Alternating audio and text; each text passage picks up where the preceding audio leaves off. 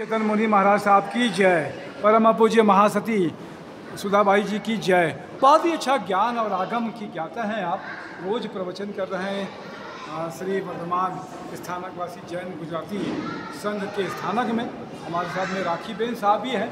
इनका भी बड़ा यह है कि आज मास क्षमन किया इन्होंने। 32 उपवास हो गए हैं अभी, और बहुत अच्छी बात है। क्या कुछ कहेंगे, तपस्या का भी बड़ा आनंद है, और तपस्या करने वालों को लिए क्या कुछ आप आशीर्वाद करेंगे?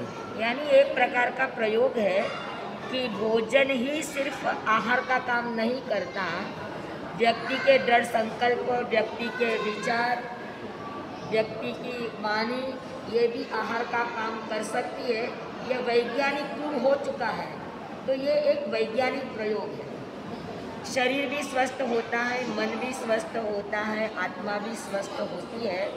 केवल भूखा रहना ये उपवास नहीं है, बस साथ साथ अपने विकारों को दूर करना है, आहार का त्याग करना है, और जितना हो सके उतना अपने से नज़दीक रहने का प्रयास करना है, उसको उपवास कहा जाता है।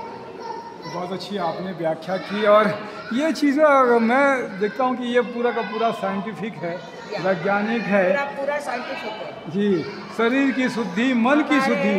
हमारा जैन दर्शन के अंदर, हमारे जैन दर्शन के अंदर जितने भी नीति हैं, नियम हैं, अनुष्ठान है, तप है, जप है, व्रत है, इनके पीछे 4 प्रकार का विज्ञान भगवान ने बताया है।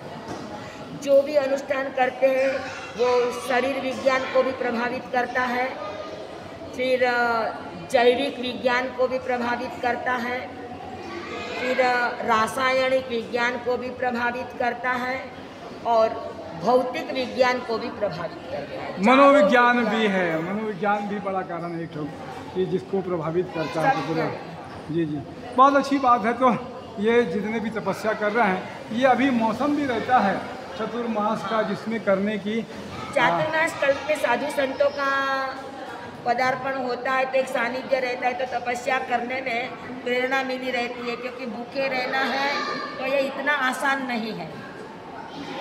उस समय अगर साधु संत रहे, उनकी प्रेरणा रहे, कुछ ऐसे प्रवचन वगैरह हो, तो व्यक्ति बहुत सरलता से, सहजता से तपस्या की आराधना कर सकते हैं। और इसमें बड़ा महत्व है इसका। जी जी, बहुत अच्छी बात है। तो आप